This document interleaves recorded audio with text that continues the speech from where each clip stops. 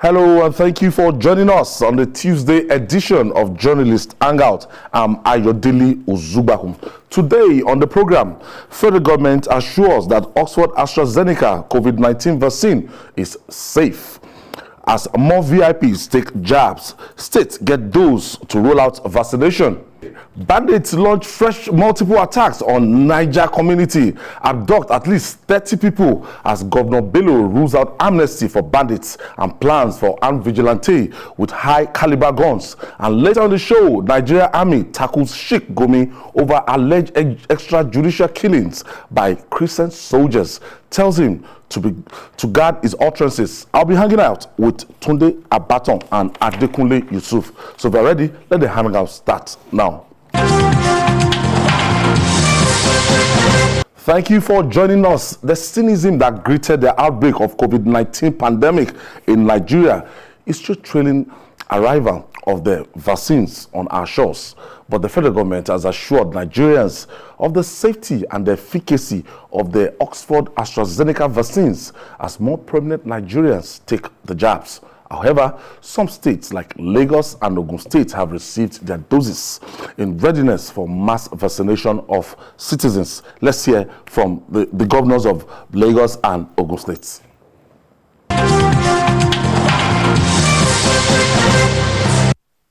I want to encourage, like the First Lady said, all of us to continue to observe all of the non-pharmaceutical protocols of the COVID-19. As yes, we have flattened it, but it's still very much with us. And I want to use this opportunity to announce that at about 4 a.m. today, Lagos State received our own consignment of the vaccine. And so it's in our custody. And so we're working out a clear strategy with the federal government, the National Primary Health Board, to ensure that all of the frontline health workers, both in the private and public health facilities, will come forward and will start administering their own vaccine. And thereafter, all of the other strategies that were put in place to ensure that we keep our citizens and our people safe. Once again, we have symbolically began the process of vaccinating in Ogun State. We commenced that process by vaccinating our foremost frontline health worker in Ogun State, Dr. Lighton, who was in that isolation center that was originally a Lassa fever isolation center converted to a COVID-19 isolation center. We also vaccinated Mr. Ajao, who is actually not a doctor or a nurse, but who is also a frontline health worker. Mr. Ajao is actually a cleaner in the hospital. He also has been there from the very first day, working with the patients, working with the doctors, working with the nurses. And I think this is very symbolic for us, that everybody counts. Yes, we have 3.9 million and they've started, and I'm happy that the distribution, it didn't take the federal government a long time to get across to the states.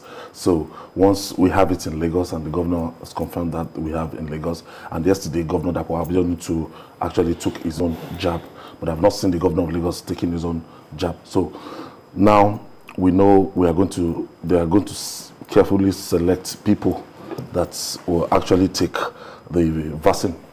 Well, actually, the government told us that it's only frontline health workers, okay, some select people that will take that thing. Bearing in mind that we have 3.9 million doses, and we have a population of roughly, those who are supposed to be exposed to it, half of our population, which is roughly 90 million. The government has not come out to tell us how the gradation would be. That is, at what particular stage after the chief executives, the president has taken VP, governors, ministers. When you look at all the appointees in Nigeria, from all the 36 states of Nigeria, I doubt whether by the time we start looking at the elite, the thing will go beyond those people who are in government or those people who are in government institutions. National Assembly, take 109 House of Senate, 316 members, House of Rep, 36 state governors, 36 state governors, deputy governors, House of Assembly members. All the commissioners together, they are about 500, maybe probably 720 across the country. Across the country, or 1,000,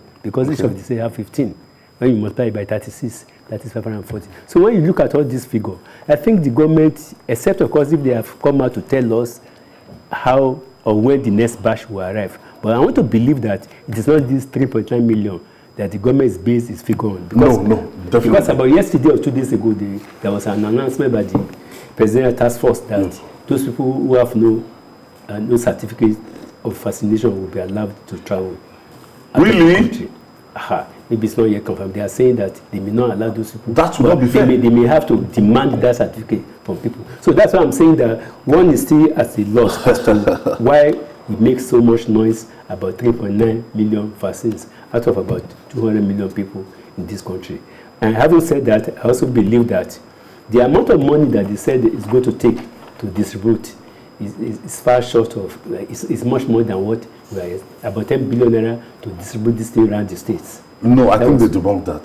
Debunked that, yes. It's not up to 10 billion. So I think we should, because COVID-19 vaccination should also be another case of emergency national security, which I think the government at all levels should take serious to make sure that all Nigerians, this thing should reach the African Nigerian that is meant for. Those people that have the capacity to take it on their own, I think they should be excluded. Because 3.9 million people. They're still talking about people that are skeptical about, the efficacy of the Oxford AstraZeneca. And a lot of people are saying that, look, for now, count me out, that I'm not going to take. And what are the reasons behind this kind of fear? Why are people afraid? Well, before even we speak about AstraZeneca, there's always, from history, there's always this hesitancy about vaccine. Many of these as a result of, conspiracy theories about vaccines generally. So if you go back in history, you see that there are always movements against vaccination, and experts will tell you that that's normal. But when you locate it within what we have now, you see we are not the first to to receive this vaccine in Africa. You will see the case of South Africa. South Africa, had to stop it. I think that should be about 1 month ago. I think mid-February. Why? Because they found out that it was not working for certain categories of people who had mild to severe ailments. You understand me? But it's not only South Africa. The same thing happened in France. The same thing happened in Norway. You understand me? So many people felt that this thing is not working for people in age so to age so, especially when you're over 60. But the case of South Africa, it was a preliminary studies. It's not yet reviewed by other scientists. You understand me? And the WHO has come out to say no, that continue to roll out this thing in countries where they still battle with COVID-19, infections, and they can do this and that. So we can't bother much about the doubt and fears about some people until other scientists have been able to prove that this is the situation. Back in Nigeria, many people, I was reading the Ogun State Commissioner for Health, I think Dr.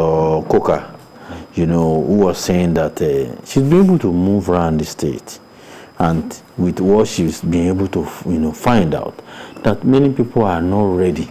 I didn't want to use her exact words. She said most, but I said many people are not ready to embrace, vaccines. After the demonstration, what the president and the vice president. As at leadership, by example, and both of them have said as at last week, I have a statement and I can quote her. So she was saying that, but that's her state. She wasn't talking about Nigeria as a whole. And being the commissioner for health, I'm too sure she wouldn't be lying about our observations and it's about regarding what people are saying and what people want. So generally in Nigeria, I don't think the vast majority of people are not ready. I want to say the vast majority of people are ready to get vaccinated based on what I've seen so far. But some people still have their reservation. No, you still have that. You cannot eliminate that. And from country to country, you will have that. But the vast majority of people, there are countries that are considering, extreme measures to compel people to do it. As I'm talking to you, there are some countries that people say, no, we are not going to do it. But they know. Like what Atuli is saying now, for national security, that is like a requirement to travel out. Somebody might be compelled to take it. And if you are going to another country and they are asking that, in a country like in a country like Nigeria, that Nigerians troop out a lot, you need to go to all the various embassies. I'm not talking about big countries, including or important countries in Africa. You won't believe it, what is happening. Nigerians are trooping out in droves. Ghana. So, but let's leave that. Ghana is an important country. We are talking about countries, you see, Sudan, I beg. So, but let's leave that. As in leaving Nigeria to those countries? Oh, if you have people who do business in travel agencies, talk to them. You won't believe what is happening to us. But that's another topic for another day. Let's leave our discussions to, vaccines. So, vaccines, for a country like Nigeria, where the vast majority of the citizens are always aspiring to travel out, believe me, it is a good thing for the government if they are able to say, okay, if you want to travel out, you must have this. But they must also have these vaccines in place, because you cannot tell me that I cannot go out when you roll out, conditions that didn't favor me. If you look at the conditions by the federal government, they said health workers first. Okay. Why? They said because health workers are the ones that interfere with everybody, so they face the greatest risks in terms of COVID-19 infection, which is a fact. Then two, people who are vulnerable, people, the old age, and you understand my point. Then, so the other time, my colleague here was emphasizing government appointees, government workers, public officials. Of course, it's a natural thing. You won't believe it if you've seen President Muhammadu Buhari taking the vaccines, seeing Professor Shibajo, taking the vaccines. It is not the same thing with 1,000 Lagosians taking the vaccines. The message will be so huge that, when my president is taking it, then who am I to say rubbish about it? Many people who are here to make up their mind will claim. Yes. So it's a good thing. Any kind of doubt. So when you now go to the state, when you look at Ogun State, you see the governor taking it, you show me the governor of Lagos State taking it, then who am I to now say any other thing? So it's a good thing when our public office, especially governors, ministers, president, all of them are doing so. The point of departure, I understand it perfectly, because when you were talking about somebody that doesn't even believe in the existence of coronavirus, how will you now tell that person to come and take the vaccination? Do you understand? We have to manage such people. And we have opportunity in the sense that when such people want to go out, we mandate them. So that's why I said the policy by the federal government is a good one. Believe me, by law, immunization is not a compulsory thing. You cannot compel people. Because if it happens to work the other way, what do you do? But if it's a but it is okay when you persuade them, do this, and the vast majority of people are doing that's beautiful. So there is no way anybody in Ogun State will not say this. And after saying this, you cannot come out to say, oh, it's not real, it's fake, it's trash, it's that. You cannot say that. Oh, beautiful. When you see the state government, the state governor doing this. So when you see people like Asiwaju Bola Ahmed Tinubu doing it in Lagos, the governor doing it, his deputy doing it, many of the commissioners doing it, you bring it lower to the. That should be the commissioner for health. That's it. So you bring it lower to the level of chairman and chairpersons of local government. Councillors. You understand? I mean, these are leaders in their rights. It will work. So it's not because we are over pampering the political, elites. And I think the message it will send. I think they should single out this religious leaders too. If we see because they are also influencers. Of course, I want to believe that. I'm not talking about those, supporting hoodlums and bandits, but very credible religious leaders, and not just that. Target, people who have large followership.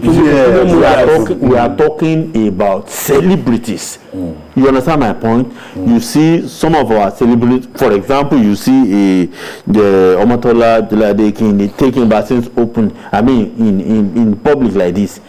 You will see millions of people who will readily want to do same thing.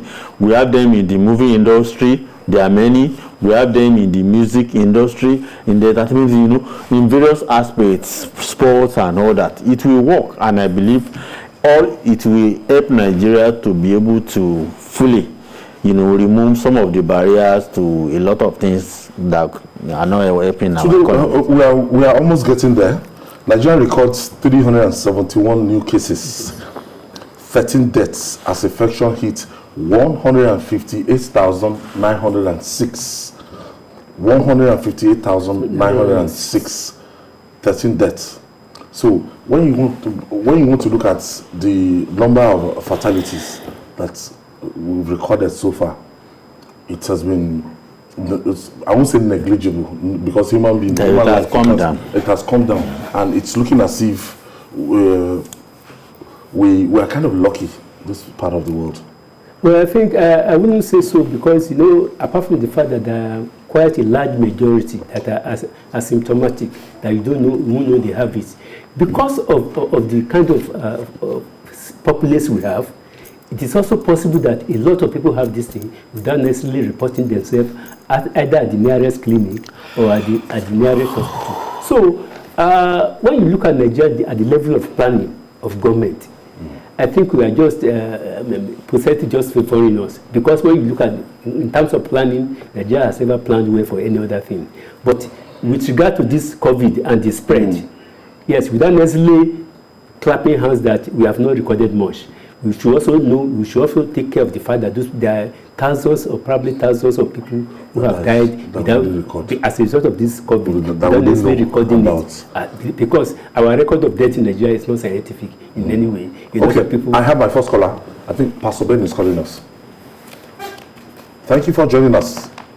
Hello, Ayo. Good evening, sir. Good evening. Thank you for joining us. Good evening, your house. Good evening. Please, I'm calling from Maryland. Okay, Maryland in the United States? No, Maryland in Lagos. All right. Okay. So please, Nigerians want to know the method by which you will carry out this exercise. I suppose they should do it the way they vaccinate the children against polio. So going to house, street to street, to vaccinate all Nigerians. So now we have seen our president, he has practiced the exercise, and we are very confident that the vaccine is very real. So please, government can help us go to house and vaccinate people and sensitize them on the need of this vaccination. Thank you. God bless you. Thank you, Pastor Ben. Yes, I think we'll get to that stage. We'll get to that stage. I think if it's graduated, it's like a drop of water in the ocean right now. Yeah. If we are talking about 3.9 million people, So and we have 200 million people to go. So before we exhaust this particular 3.9 million, it will get to that stage that people will ask to file out, maybe local government. Like my colleague said, I think from the presidency, after the president and the vice president, we take ministers. After the ministers, we take senior government officials in all the agencies. And now we now take health workers that are interfacing people. Like I said, a lot of people have this thing without necessarily knowing they have it. So health workers are also very crucial. By the time you take health workers in all the local governments in Nigeria, in all the public health institutions we have in Nigeria, in all the primary health centers that we have in Nigeria, because these are areas too that we are not focusing on. When you look at the primary health centers all over, about 774 primary health centers, you look at the state hospitals, you look at, when we take it on that particular level, by the end of the day, by the time we exhaust that 3.9 million vaccines, we will have succeeded in reducing the spread of this thing all over Nigeria. And if we succeed in reducing the spread, which means the amount that will be needed to go around Nigerians, that I think, because the more we vaccinate more people, the more we are reducing the risk of spreading it. Because when you vaccinate those people who are in contact with people, then you are reducing the risk of spread. So by the time I am very sure that by the time we exhaust the 3.9 million, we may not need more than probably 10 million more to stop this thing. Because not all Nigerians, if you can vaccinate all those people who are in daily contact, not all Nigerians have to be vaccinated. Yeah, and anyway, it's not possible to vaccinate 200 million people. We don't even have the facilities or the resources to do that. But I think that, like we have started with the president, let the thing continue in all the states of the federation. We now have 2 states that have confirmed receiving it. Lagos State too have confirmed receiving it. And I think all those states that are around Lagos, Abuja and others too, should begin to receive their own probably from today or tomorrow, so that we can go around all those people that are in direct contact, because it is very, very important. If you can do that, you can follow that graduation, I think we'll succeed in reducing the impact. And these 318 people that got infected today, between yesterday and today, we can also begin to reduce it. But the more we vaccinate more people, the more we reduce the propensity of the thing spreading. I think it's better like that. All right. Like the proverbial leaves of coconut tree, armed banditry in north-central Nigeria is getting worse. In fresh multiple attacks, gunmen abduct about 30 people in various communities in Niger State. The state governor, Abubakar Sani Bello, has also announced plans to arm vigilante groups with pump-action rifles and ruled out amnesty for criminals. Let's hear from Governor Bello. So definitely it has worked. We have a very robust system, and I believe once we're able to adopt such measures in other local governments, we will see improvement when it comes to peace. We're not going to define vigilantes, because even when banditry stops, eventually the vigilantes will remain to maintain some kind of security within the communities. So we're not going to disband them. The vigilantes will remain. Governor Abubakar Sani Bello of Niger State there saying no, they are not going to negotiate with bandits. Now, it's as if Niger State capital is fast becoming a very, very headquarters of banditry. Because just every day you get these stories, and it's getting worse, because how can you abduct 30 people in various communities? That means they are feeling roaming around those areas. So something drastic will have to be done to stem this tide adequately. Well, I don't think it is the capital yet. I still believe Zamfara is still the undisputable champion. Capital. Yes, I still believe so. You know, what's happening in Zamfara is like the hub of criminality when it comes to banditry. Due to a lot of factors. Well, good learning, it's not new, it's my own, but it got worsened in the past few years. And what is happening in Niger State is like they see how lucrative it can be also in Niger, and they are trying to, you know, bring it into the fold. Let's be honest. When we are talking about change of service chiefs and we are doing, things may not change. You've seen it now. a lot needs to change in Nigeria beyond service chiefs. What has happened so far under these new service chiefs, without trying to, be unkind to them, shows that a lot needs to change about the system we operate. Those who still don't believe that states should control their, policing architecture, their security architecture. Even with Governor Sani Bello saying that he's going to establish a vigilante group and they're going to arm them with pump action. You are talking. That is the informally. You are telling us that look, this so as a kind of alternative to the banditry happening. That is the height of frustration. Yes. When we are pushed to the wall. That's there is this program. Vigilantes group because they didn't allow Amoteku. They didn't allow them to carry arms. That's no longer that will no longer work. I was in Anambra State recently, and I knew what I saw. And I saw Anambra State vigilante group. Armed. With arms, yes. And whenever they are doing anything other political or whatever, people gather, you see them there. They have vehicles, they have operational logistics, everything. Fine, working. You don't need to make noise about it. So informally now, anybody that is waiting for anybody that is waiting for constitutional amendments, any state that is waiting for federal government will not get anything right. What has the federal government done right? Look at Lagos State. The federal government is like something dragging you down when you want to move on a high speed. Many states begin to see that. The federal government loves to hold on to so many things that it cannot handle. We are not the only federation in the whole world. So why is ours different? We say we copy our style from America. Okay. Look at the exclusive list in America. How many stuffs do you have there? In Nigeria?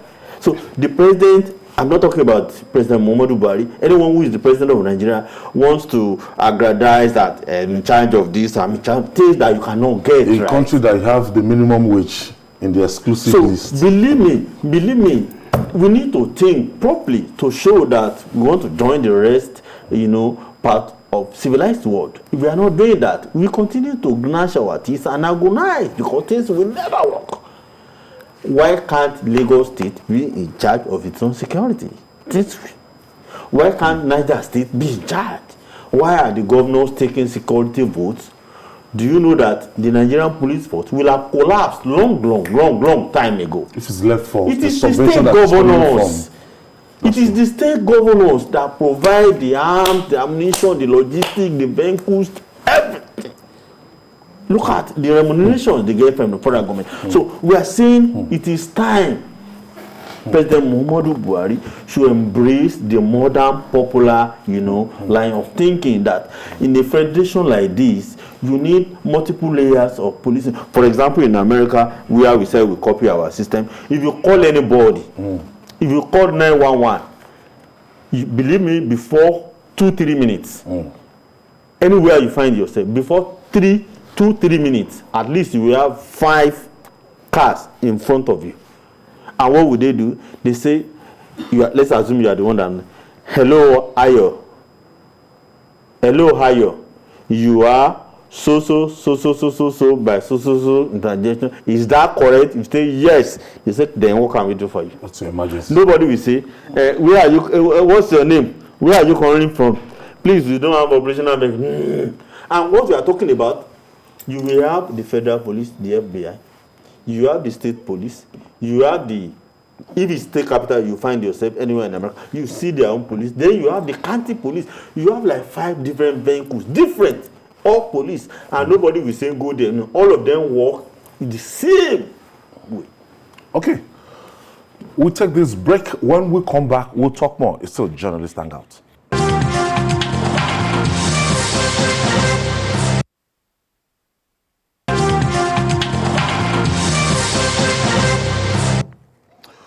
It's still Journalist Hangout, reaching you from TVC News here in Lagos, Nigeria, and we are looking at the security problems around Niger State particularly.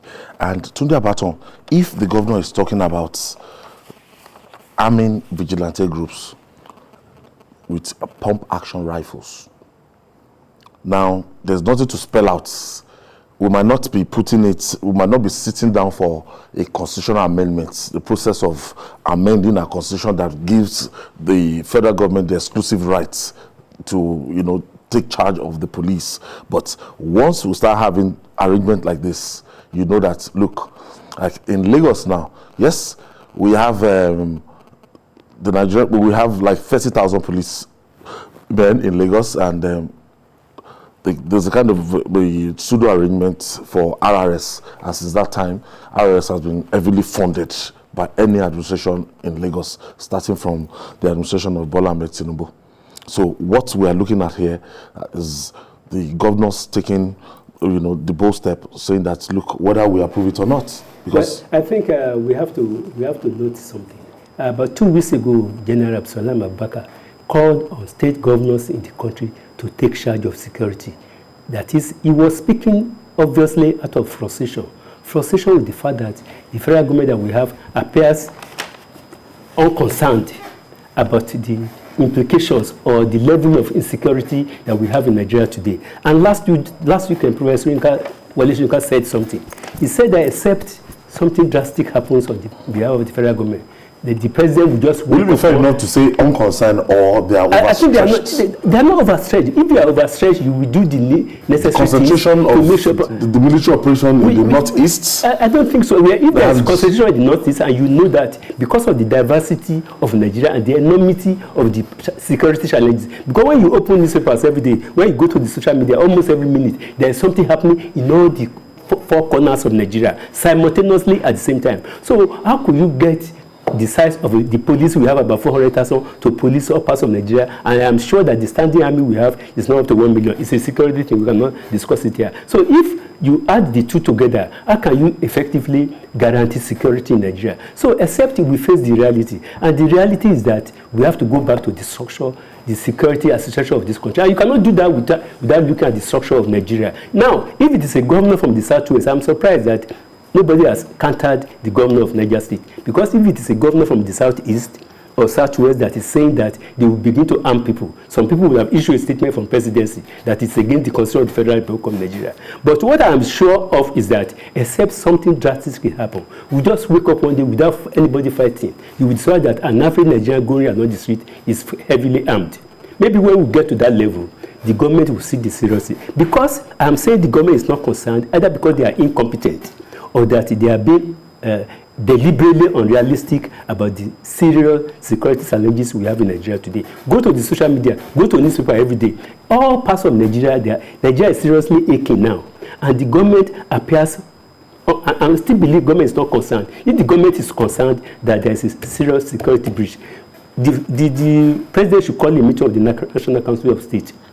Call a meeting of the leadership of the National Assembly. We don't like to somebody who's a criminal. We said last week that it doesn't take the National Assembly 10 days to amend the Constitution to make provision for state police in Nigeria.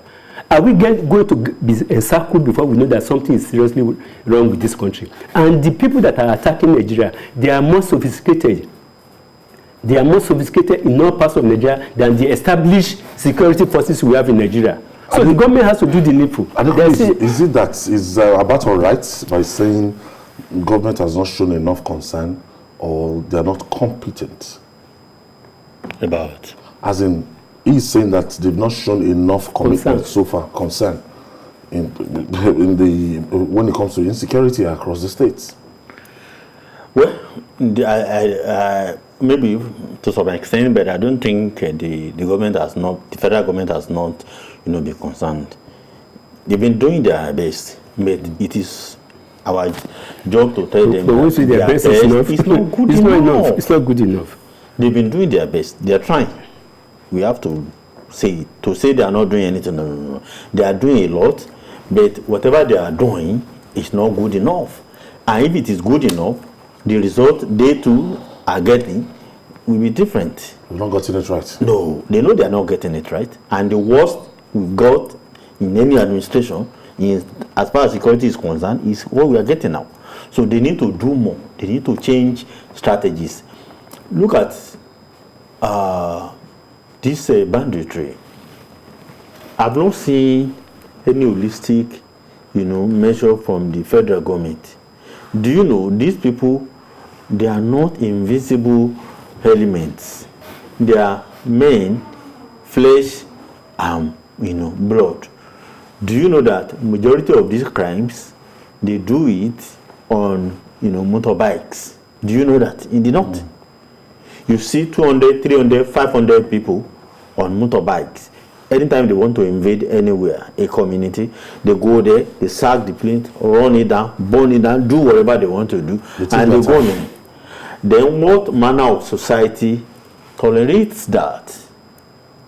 So they didn't. You can't tell me that these are people who are flying in the air, and before we get our deeds together, it becomes simple. They do it on the roads of Nigeria.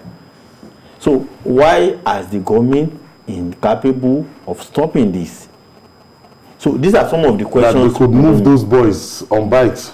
Yes, they sack villages. Do you know that many of these things that you get to hear about in the news are the ones at the extreme? Do you know, as I'm talking to you, I have a lot of people never get reported. I'm sorry, I have a lot of people in Kaduna. Do you know these kidnappers? They now kidnap Almajiri boys, and they collect as ridiculous as 2,500 naira per head. So they just go for 4. And they charge 10,000, and the ulamas and whatever who are in charge of them, and when they negotiate, they take 2,000. 4, they give them 10,000. They release your boys. So it's a big problem. So, but when you get to hear about it, is when how many media is only interested in the numbers. When they say there is a there is a motor accident, and only one person died, the media is not particularly interested. But when they say 25 people died, they sensationalize it. You understand my point? So a lot of things happen that don't get reported into media mention. But as we are speaking, the government can do us a favor. Come up with better strategies. Make sure that banditry becomes a thing of the past, and everybody will be happy. And that's what we want you to do. And I believe this government can, handle it. Okay, we have Michael calling us. Thank you for joining us, Michael. Hello, good evening. Good evening. Good evening, sir. Good evening. Yes, I just want to contribute to this program that you are just discussing now. All right, go ahead, sir. Actually, the issue of Niger State, I'm actually from Niger State, from Muyan local government particularly. For over 1.5 years now, I have not been able to enter my village because of the banditry that is happening around our area.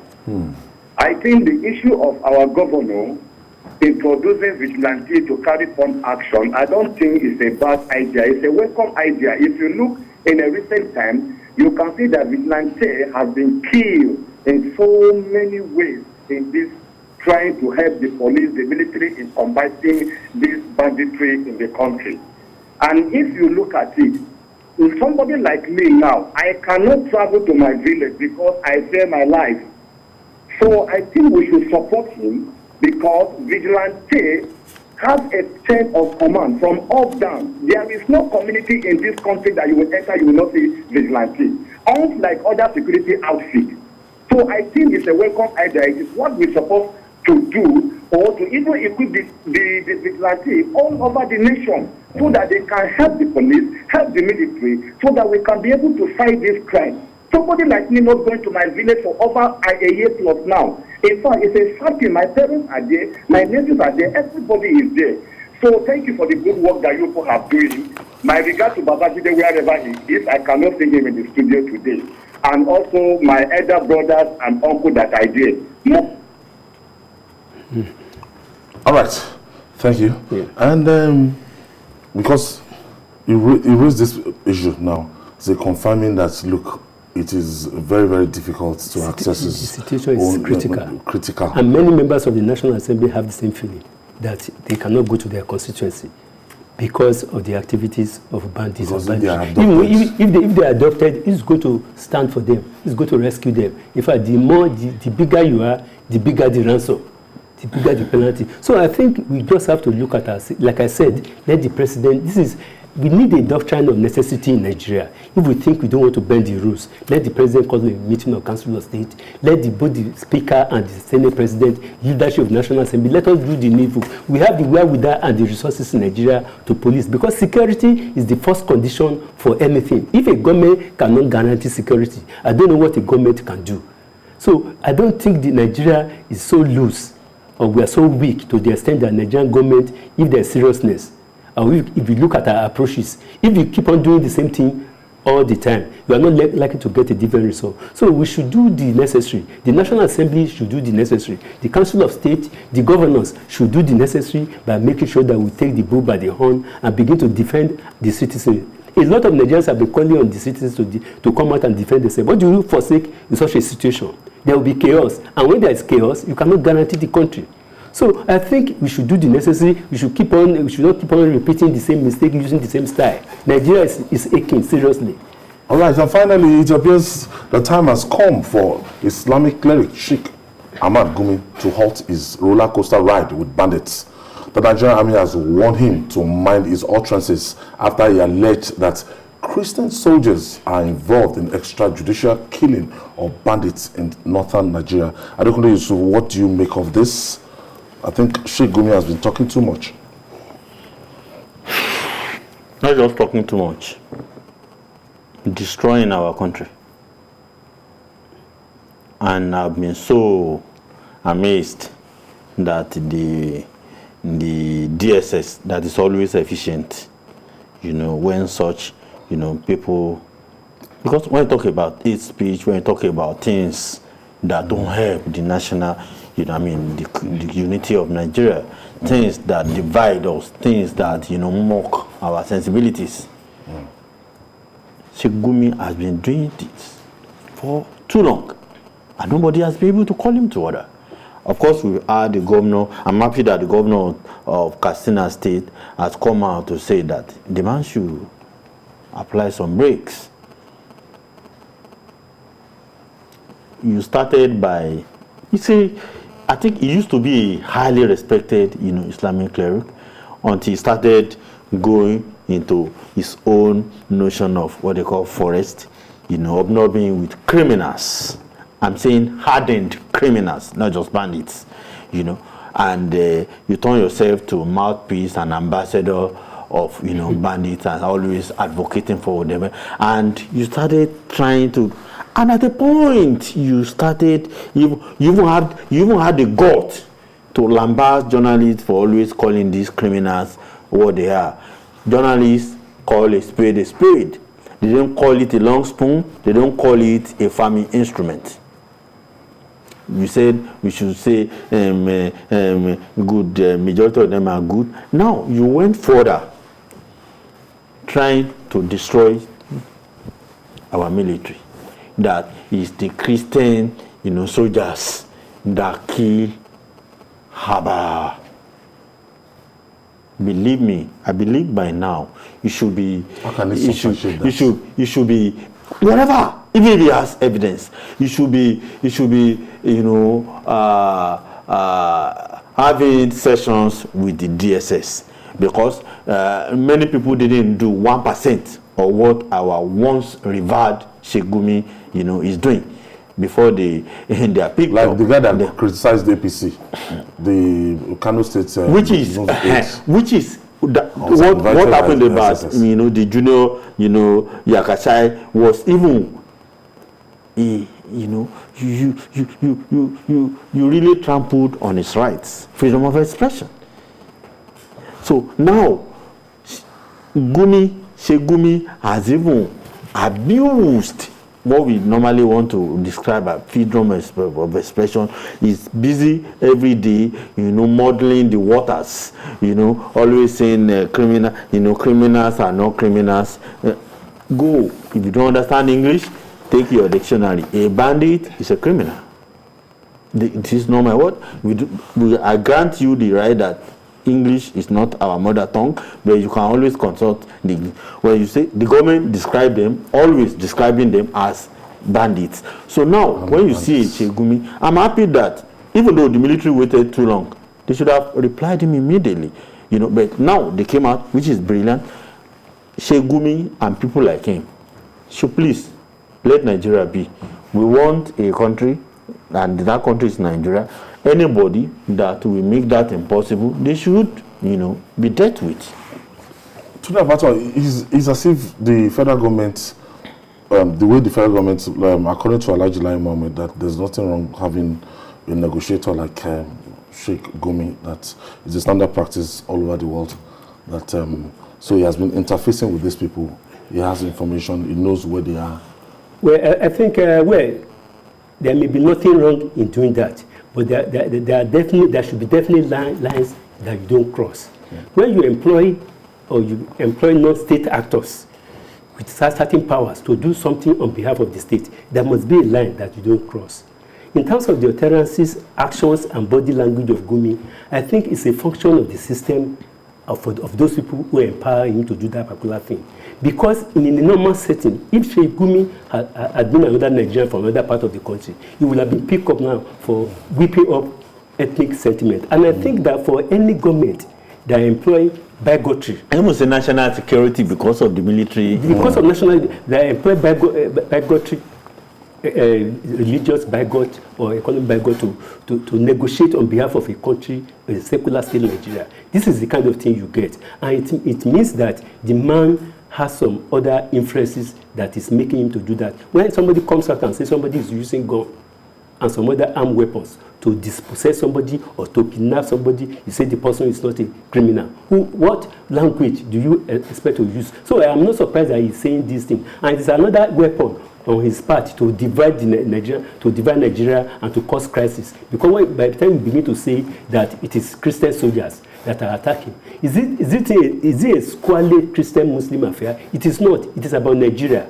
And those people are wearing Nigerian uniform. So all those people, all those Christians who are in Nigerian army, who are wearing Nigerian uniform, do you think they are wearing that uniform to commit havoc against the Federal Republic of Nigeria? I think it is wrong. And by saying that, he's also saying that every Muslim that is wearing Nigerian army uniform is not representing the interests of Nigerians. See, this statement, like he said, I am surprised that he has not been picked. But I am not surprised because it is a function of the system. The man is a function of the system that threw him up. And it is unfortunate because when you employ non-state actors to negotiate or discuss or arrange a meeting on behalf of the government, there must be a boundary. Please, let's be very, very honest. Nobody, either the state level or federal, have ever employed. I'm sorry. Nobody has employed. Why is this talking on behalf? He is doing this. Believe me, in the whole of the north, Sheikh Gumi is a highly respected man.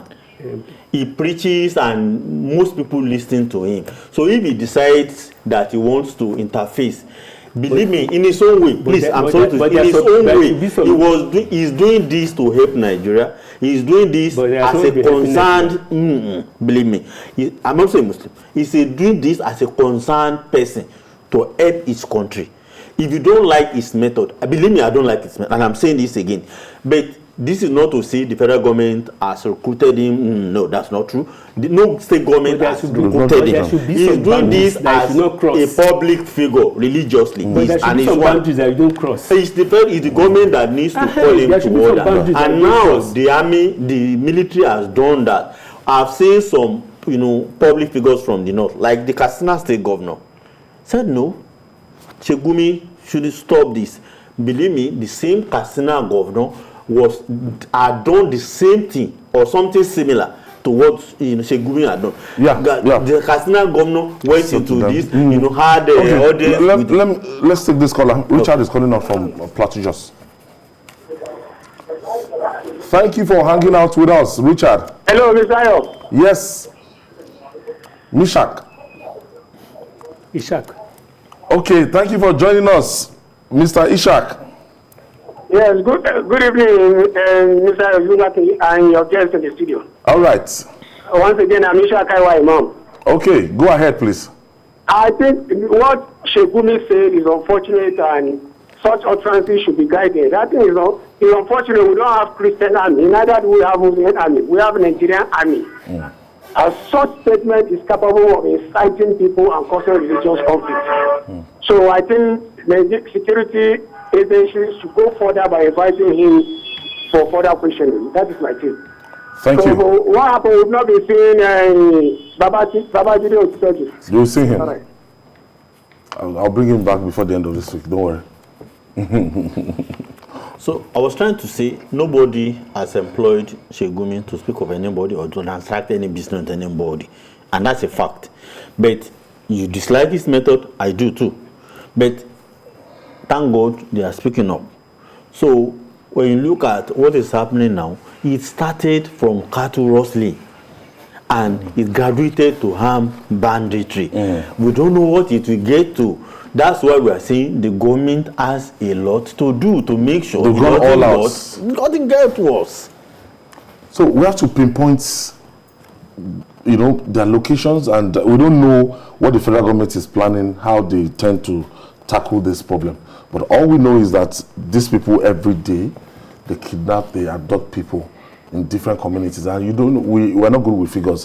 When they are telling us that it's 30 now, you can be rest assured that maybe it's 50, 60 people, and there might be fatalities there that we don't know about. I think the federal government should declare a state of emergency or security in all parts of Nigeria. What would that change? To change something, to change the tactics. Okay. It will change the amount of resources and the amount of effort that is put, if we regard security as the number one thing. Because you never know what is happening in the Southwest, for instance, now, is a result of the fact that people are coming from the north.